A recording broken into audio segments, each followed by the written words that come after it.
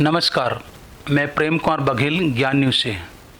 साक्षात्कार की श्रृंखला में मैं इस समय नजफगढ़ न्यू दिल्ली में हूँ। आज मैं ऐसे व्यक्तित्व से आपका परिचय कराना चाहता हूँ जो पाल समाज से हैं, एक शिक्षित व्यक्ति हैं। इन्होंने एक छोटे से गांव से संघर्ष करके शिक्षा प्राप्त करके ये आज शिक्षा के क्षेत्र में इन्होंने अपना मुकाम हासिल किया है। ये हैं रोशन पाल जी।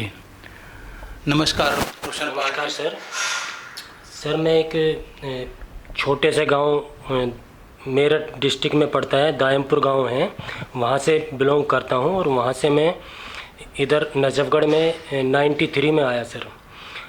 मेरे फादर जो जून 18 में एक्सपायर हो गए, सीनियर मार्केटिंग इंस्पेक्टर थे। गांव में उनका काफ़ी नाम था और हमारा जो परिवार है एक शिक्षित परिवार और समाज की सेवा से जुड़ा हुआ, निरंतर जुड़ा हुआ। जो हमारे ग्राम प्रधान हमारे ताऊ जी जो आज भी हैं, उनकी एज 90 अबव है और उन्होंने काफ़ी टाइम तक 15 इयर्स उन्होंने कंटिन्यू प्रधानी की है। समाज में अच्छे काम किए हैं। समाज में बहुत अच्छे काम किए हैं। तो हमारा परिवार एक इस समाज सेवा में निरंतर जुड़ा हुआ है, निरंतर प्रयास करता रहता है। जहाँ भी जैसी भी ज़रूरत पड़ती है समाज के लिए बिल्कुल आगे आते हैं। आप इस समय वर्तमान समय में कहाँ पर कार्यरत हैं? सर मैं नजफगढ़ में ही एक Holi cross senior secondary school है, उसमें मैं एज ए लैब असिस्टेंट के कार्य पर कार्यरत हूँ। अच्छा, तो लैब असिस्टेंट के पद पे कार्यरत होते होते समाज के लिए आपने कौन कौन से कार्य किए हैं, बताएंगे आप? समाज के लिए जो भी समाज में ज़रूरत होती है, जैसे कहीं भी किसी तरह कोई भी हमारा पाल बघेल सम्मेलन होता है या कोई भी छोटे मोटे जहाँ भी ज़रूरत पड़ती है और जहाँ से भी हमें मालूम पड़ता है वहाँ हम जाते हैं, सहयोग करते हैं। जी, बहुत अच्छा। आप अपने परिवार के बारे में बताएं, आपके भाई, आपकी बहनें, वो उनकी शिक्षा के बारे में बताएं। जी सर। वो कहाँ पर तैनात है इसके बारे में बताएं। कितने भाई हैं, कितने बहन हैं? सर हमारा जो है एक बड़ी फैमिली है और जो मेरे रियल ब्रदर हैं, 2 भाई मेरे मेरठ में रहते हैं, 4 मेरी बहनें थी, एक बहन मेरी एक्सपायर हो गई। बहनें तीनों हाउस वाइफ हैं और भाई मेरा एक एग्रीकल्चर में है और अपना गांव में ही खेती बाड़ी का भैंस दुकान, अच्छा कारोबार करते हैं, शॉपकीपर हैं। अच्छा। दुकान भी है। और छोटा भाई है, जो सबसे छोटा भाई है, वो BSNL में JTO के पद पर कार्यरत हैं। JTO के पद पे? जी। कहाँ पे तैनात हैं वो इस समय? ये सर मेरठ में। मेरठ। ठीक, बहुत अच्छा। आप कुछ ऐसे बताएंगे जो आपने सामाजिक कार्य किए हो, जैसे इस समय कोरोना चल रहा है तो आपने समाज की तरफ से कोई काम किया हो या स्कूल की तरफ से कोई काम किया हो, आप बताएंगे? सर स्कूल की तरफ से तो मैं बताऊं, क्योंकि सारा कुछ लॉकडाउन था और स्कूल में जैसे भी समय समय पे, क्योंकि सब लोग अपने अपने घरों में थे, हमें कभी भी स्कूल की तरफ से बुलाया तो जैसे बैंक में सैलरी विदाउट सैलरी कुछ भी नहीं है, क्योंकि उसके बगैर बिना पैसे के कुछ नहीं है। तो वो सैलरी डिपॉजिट करनी, कोरोना काल में सभी जितना पूरा स्टाफ है उन सब की सैलरी डिपॉजिट करने का जो काम हमें मिला था वो हमने पूरा किया।